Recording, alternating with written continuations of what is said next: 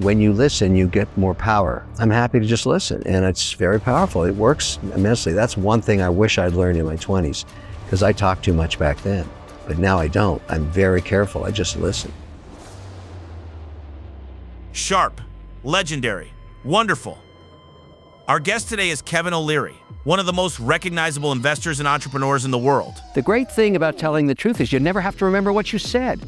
Known to millions as Mr. Wonderful on Shark Tank, Kevin built his reputation by pairing sharp business instincts with direct, no-nonsense advice that cuts straight to the truth. You come into my kitchen, buddy, you gotta take the heat. He's the chairman of O'Shares Investments, a best-selling author and a champion of entrepreneurship. He's helped countless founders sharpen their pitches and scale their businesses. Every entrepreneur I've ever talked to has a defining moment where they are pushed into this path. Beyond television, Kevin has built and advised companies across industries. From software to consumer goods, one thing has never changed: his relentless focus on execution and profitability.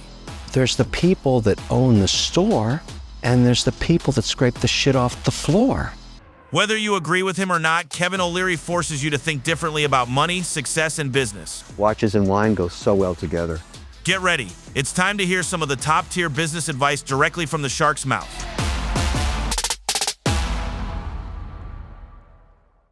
All right, guys, welcome back to the Mellow Millionaire. Today's a very special day. We got the Freedom event out there. Kevin O'Leary sitting next to me. Today's guest hardly needs an introduction. Known as millions as Mr. Wonderful from Shark Tank. World-class investor, entrepreneur, business leader who built and sold the Learning Company in one of the largest tech deals of all time. He went on to launch O'Leary Funds and O'Leary Ventures, and today manages a diverse portfolio that spans everything from fintech, crypto, to consumer brands. Best-selling author, global speaker, and a straight shooter on personal finance. Kevin, I'm really excited that you're here, brother. I appreciate it. Why did you decide to do this is my first question.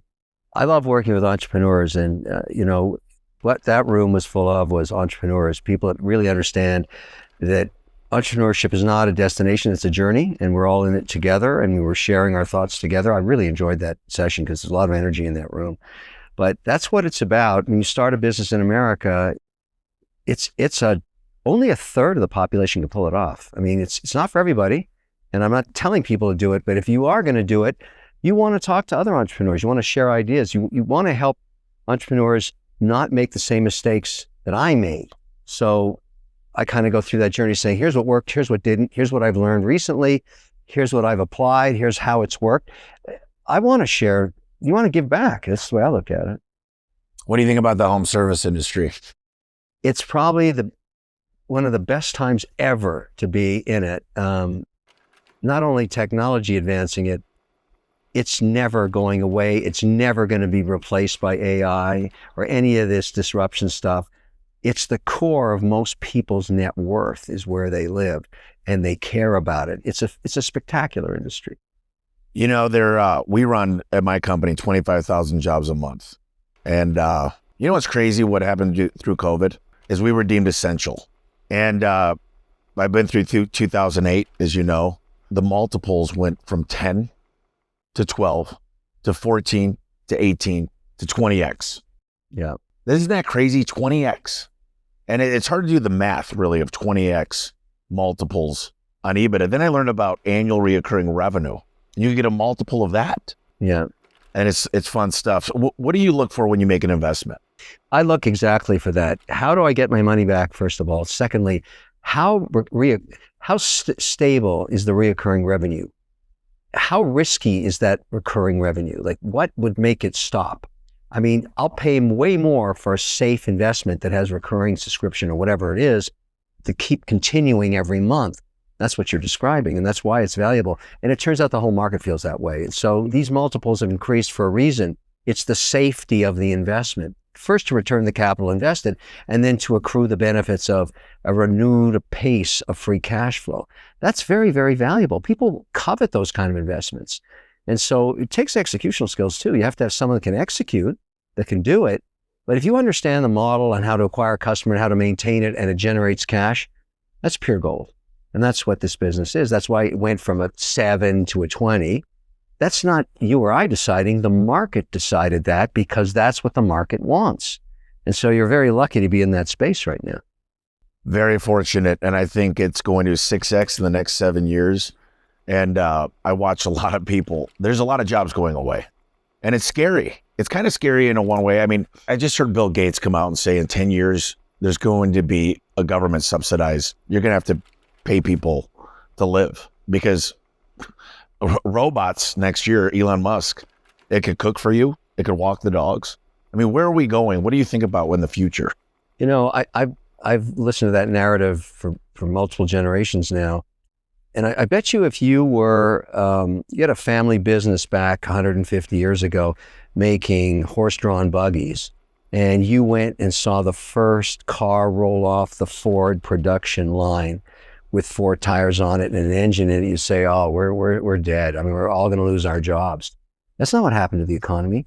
New technologies advance productivity. There's a shift in who works on what and where. That happens. There's just dislocation. But because it's productivity enhancing, the economy actually expands. It's the same argument as saying, oh, well, television is going to destroy radio. That's complete BS. Radio still exists. Comes from satellites now. I don't worry about that kind of stuff. I don't believe in predicting doom in the American economy. That's never worked. It never has happened. I never bet against the American economy. It's provided an 8 to 10% return on average for almost 200 years. I mean, we're good at doing stuff that makes it easier to live and more productive. If I need a robot or a car that's going to drive me, great. And whoever was going to drive that car is going to do something else, probably a business that's more valuable and make even more money. It's going to free human beings from tedious tasks like flipping burgers. I saw a robot flipping burgers the other day. I don't care. I'll eat the burger as long as it tastes good. Yeah. I think a lot about where business is going. And just like you just showed the video of you, I can speak in Russian, Japanese, my AI, HeyGen, some of the other tools we're using. I just watched a thing. Have you ever heard of N8N? It's like Zapier, but for AI. I could literally have it research the #1 post for home service and build a whole integration that actually goes out, does the research, writes it. I'm talking, builds a thumbnail, which Mr. B spends $40,000 on a thumbnail, and it posts and build it perfect for X, TikTok, Instagram. I know every major PE company in the space, all of them. Blackstone, KKR, Apollo, all of them. And they walk in, they treat them like a cog, a wheel. And they watch it fall apart because they say, #1, you can't cut your way to success. And I've seen very few people pull it off. That's why PE just learned, never get rid of the founder. Never get rid of the founder.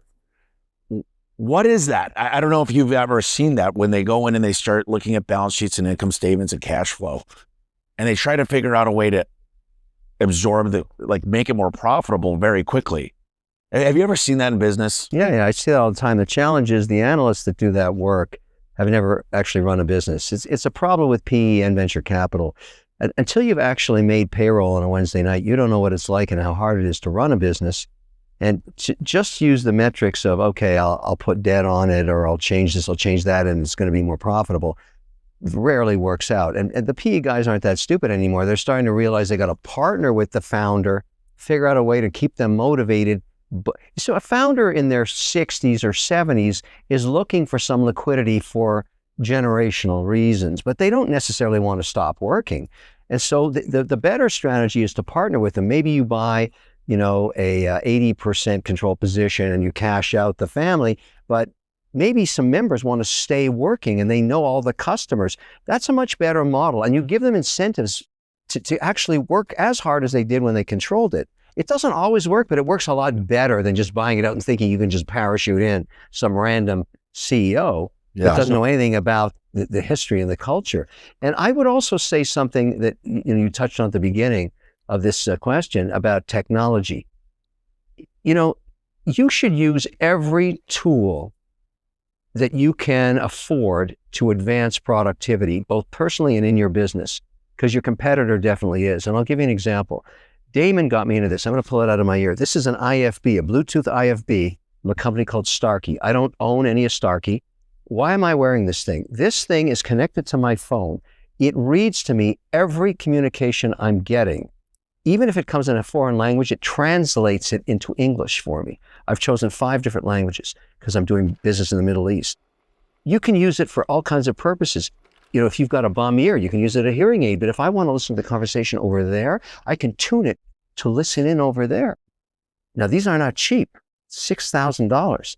But this thing has saved my hiney so many times when I travel and, or I'm doing something like on television. I've got the director in my ear, I'm on live TV, and I'm getting my messages on all of my deals. And this ear is reading it to me. And I'm able to absorb that and be more productive. So the minute I get off air, I can call. I'm not the only guy. I mean, a lot of the sharks are using these things now, and Damon brought them to us. That's great. It's very cool. Very cool. I'm going to get one of those clips that actually monitor everything I do in the day. Yeah. And they listen to everything. And I just know my assistant, my executive, she's right over there. She's the best. Ashley. She's hiring another assistant for her. And I said, they got to be using ChatGPT 5. They've got to be tech enabled. I use that every day myself. Our entire companies use it. We all have subscription services. We look at our social media, put it through all of the models to see if we can change one or two words. A 15-second commercial has 75 words in it. Which 75? Because we spend a lot of money on digital advertising. Yeah. So we're testing. We'll do 3 versions. We'll put it through ChatGPT and other models and say, it'll change 2 words. Then we test it in the Florida market. Boom, it worked better. Yeah, but testing works. I mean, you can do it by geolocking your Facebook buy or whatever you're using. And it's so easy to do it now. Like, it's not that complicated. What's interesting, I just thought of this, is I'm a big fan of attribution. I have 7,000 call tracking numbers. Every single landing page has a separate UTM parameters. Like, I know exactly. We spend right now on average $3.75 million a month in marketing. And what do you think? What do you think you make back on that? Think you make $9 million bucks? What do you think? No, I get my advertising budget's 12%. So I almost get a 9.4%. My ROAS, I'm getting almost a 10 times return. And if you're getting 10, you fine-tuned it. That's amazing. Well, I spend a lot of money on branding. Even our trucks is a logo. It's a driving billboard. But one of the things that was really interesting is it's been very, very hard for TV, radio, billboards to get attribution. What I'm going to talk about here a little bit is 4 KPIs I track that I can build the budget. I could go into any business. I don't care if it's dental. I don't care what country I'm in. Their booking rate, which is your contact center, is when the phone call comes in or the ad or the lead comes in. Conversion rate, when you're door-to-door knocking and you meet the client. The average ticket and the cost per lead. I don't like cost per acquisition because this funnel already builds that into it. And with those numbers, I could actually build the future of any company. And I'm like, how do you do more with what you got? Everybody's saying I need leads. Well, in COVID, everybody said I need people. So I look at marketing as how do I attract good talent? And one of the things, if you're going to build businesses, how do you acquire great talent? Like, what do you look for? How do you find great talent? Why have 54 companies too? Is why not put it all into one? Well, it is in a holding company. They're all owned either through debt or equity, not all in a control position, but many of them. It's a portfolio strategy. And at any one time, within that portfolio, there's a catastrophe happening or a euphoric outcome. I have one that just yesterday told me they're getting sued.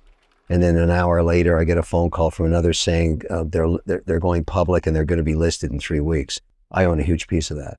So, I mean, I get the portfolio strategy is heartbreak 1 hour and euphoria the next. And I've kind of learned that that's just the way it is in life. You're going to have good, bad, and ugly. But having many companies means the outcomes generally I look at on an annual basis. 17%. Well, we've had better years. That's not the greatest. Private equity gets 22. So we have some work to do, but 17 is pretty damn good. It doubles in 4 years. I'm very proud of what we've achieved. And that means we're doing a good job managing them. They're profitable. And then, of course, on top of that, we get the distributions every month. I'm getting checks from pretty well everything. And that maintains and supports the community, the families that work. Our biggest cost increase, social media. Boy, it's expensive. I mean, we're just spending a fortune generating content. And as long as our ROAS is 4 or better, as you know, we're happy with that spend. Have you ever heard of a guy named Roy Williams in Austin, Texas? I've worked with him, and he said, quit making ads transactional. Tell stories. Let people get to know you. You talked about that on stage, is let people see who you are. So I started writing ads about me and my dad working in the garage working on a car, and people just relate to it. And if you could tell stories on ads and not say, we're cutting prices 15% off, and that works. But it's kind of a race to the bottom. Walmart figured it out, but nobody could ever be Walmart again, I don't think. Well, their scale of purchase, you can't beat them. But your point is, it's being transparent about who you are. And if people want to be part of that community and that culture and that vision, they're going to become your customer. And those are very valuable. And I agree with that. That is the Wicked Cupcake story, what we learned from Wicked Good Cupcakes. That whole thing was unbelievable what happened there. I mean, cupcakes are a total commodity. Anybody can make a cupcake, but they turned it into a massive business and no one saw it coming. I tell customers, I was in the garage for 9 years. I'm an overnight success of 2 decades. So I was running jobs. I was running 6 a day, 6 days a week, failed relationships, never been married, no kids, but I got a fiance now. Congratulations. And, I'm very excited about it. But I say, Mr. O'Leary, here's what you need to do. Here's what you should do. And this is the third one that works every time. My mom worked 3 jobs when I was a kid. She worked her ass off. I love my mom more than anything in this world. Here's what I'd be telling my mom to do. This is what I tell people. This is what I'd be telling mom to do. Yeah. And I always give them what I would do for mom. And if I could treat people like mom, they keep coming back. Well, I have a similar story. I learned so much from my mother about how I conduct myself today. She told me something once that I've never forgotten. And it's actually, changed who I am, I think, over time.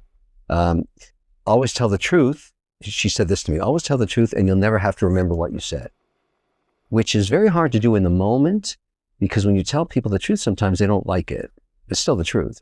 And that in the context of Shark Tank made me the bad guy, but I'm actually the friendliest guy because I'm telling you, you have a bad idea and you're going to go bankrupt with it. And it's, you should try something else. But the point is, you get great lessons from mothers because they care a lot about you. But that one for me was great. And she taught me how to invest, even though she wasn't an analyst or anything. Diversification's everything. And always get a check, either buy a bond with interest or a stock with, a dividend. And that's kind of what I did. And she was right about that. But, it's really become an interesting journey for me. You always have mentors in your life. And there was another guy named Jerry Patterson who said, you really should focus on things you got to get done during the day and not listen to all the noise around you.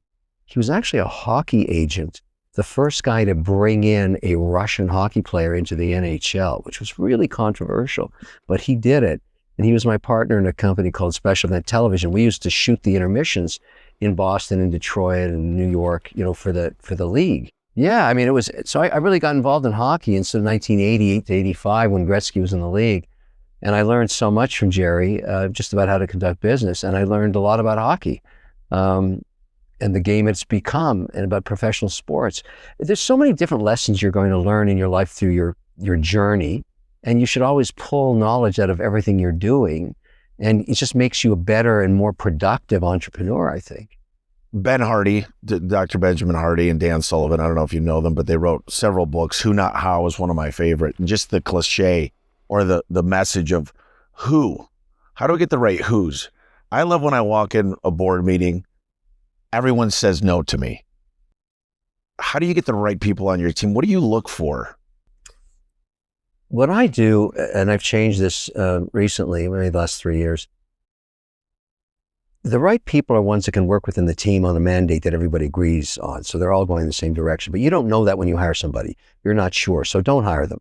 Hire them as contractors first. My standard deal is, look, let's work out your contracts as if you were already successful. Let's get that and put it here on the shelf. But I'm going to pay you 30% more to be a contractor for the next 6 months. And at any time during that 6-month period, we can change our minds, say you fit into the team, it's all working, or you can walk away saying, I don't think it's going to work here. And it won't be a blight on your resume. You just acted as a contractor, so you don't have to say you were hired and fired. And I don't have to do the same to you. So you're paying 30% more. Who gives a damn? It costs you a lot more than that to hire somebody and 2 weeks later fire them. Yeah. That's crazy. And so this is my new strategy, and that's how I find great people, and they appreciate it, and it just plain works. When you share everything like you do, and people always ask me, why do you give me your playbook? When people come into my shop, my competitors, and I say, well, you're more likely to be a millionaire than to have a six-pack, and I can tell you exactly how to get a six-pack. You still got to do the work. Less than 1% of the people will do the work, but you share everything. Yeah. I mean, look, I'm happy to share it. because I know what the magic sauce is executional skills. You can understand how a business is successful. You can't necessarily execute the same way. Great ideas are a dime a dozen. Executional skills are impossible to find. Great people have them, their ability to set a goal and achieve them consistently over and over again. And that comes from being a great salesperson, learning that way. I like to see people come up through sales because they understand how hard it is at the beginning of the month to be zero and then have to hit the goal every month. I did that for my whole life, still do. But just because you know how a business is operated and it's transparent about it, I bet you less than 1 out of 10 people could do the same thing. It's very rare. I mean, less than that. You mentioned you worked for Steve Jobs and he was an asshole. 100%. I love the fact that he was just a creator, but I watch all of his videos and he goes, the worst. I love the fact that he goes, if you hire great people, they'll tell you where to go. And that's what he figured out. I mean, but I could see the asshole in him. 100%. He just was really difficult to work with. It doesn't mean he wasn't a genius. He was. He also taught me about the concept of signal to noise ratio, which I've really adopted. He would argue that you need to get 3 things done every day, whatever they are, 3 to 5. 3 to 5 things you have to get done every day. And that's the signal. The noise is all the stuff that comes at you that stops you from getting the 3 to 5 things done. And so you have to identify the 3 things, and then you have to fight off all of the noise coming at you to stay within 70-30 ratio. You got to block out 70% of the noise so that 30% is getting the 3 things done. Now, because you're blocking out noise, you're perceived as an asshole. You're stopping people in mid-sentence saying, I'm not interested, not interested. Just not wasting time is what he was about. He was blunt. He was difficult. He was ornery. He had a woman working beside him back then named Heidi Rosen, who would smooth things out afterwards, and we would have contentious meetings in the old headquarters, brutal.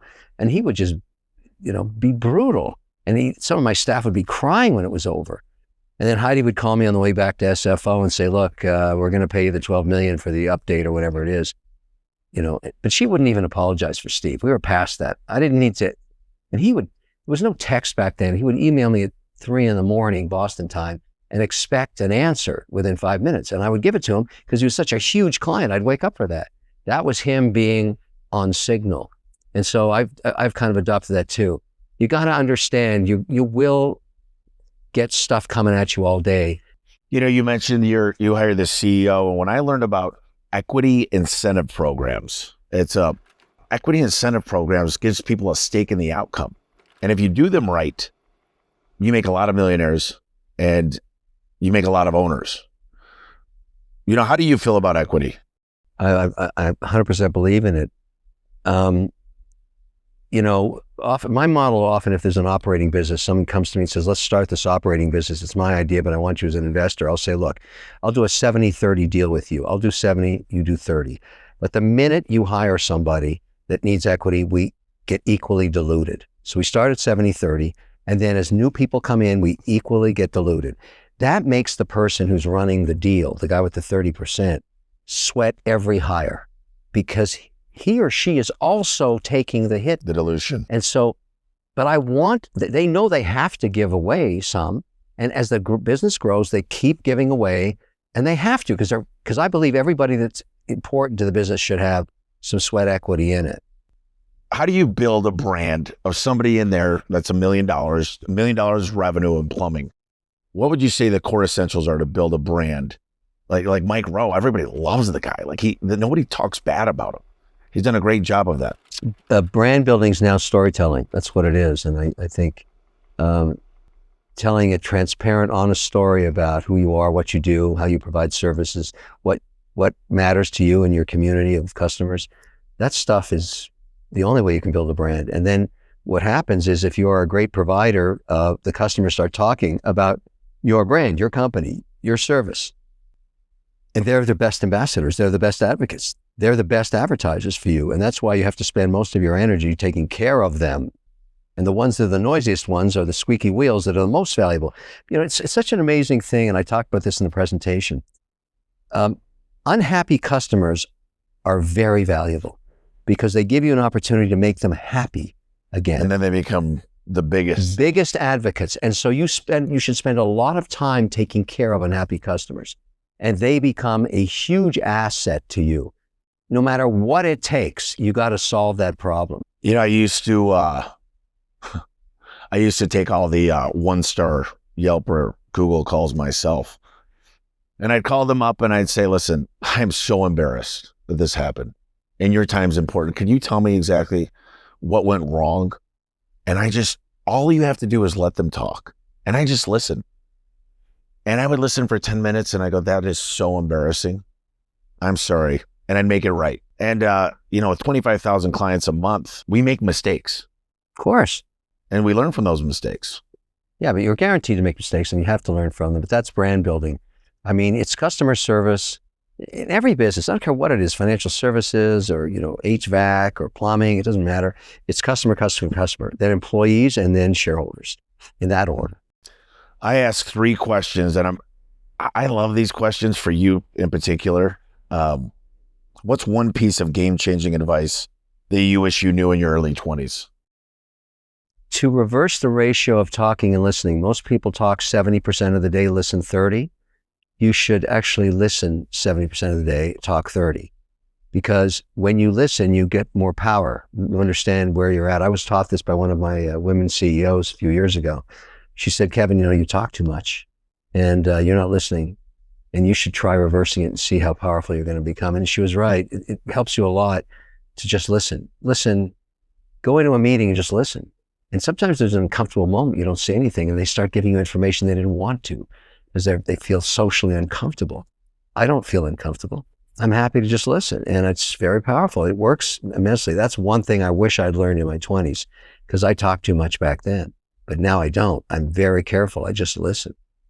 What's a millionaire habit that sets you apart from the rest?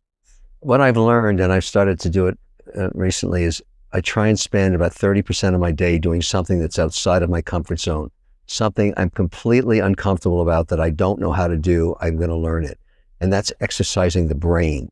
The brain wants to do that. You never give it that chance.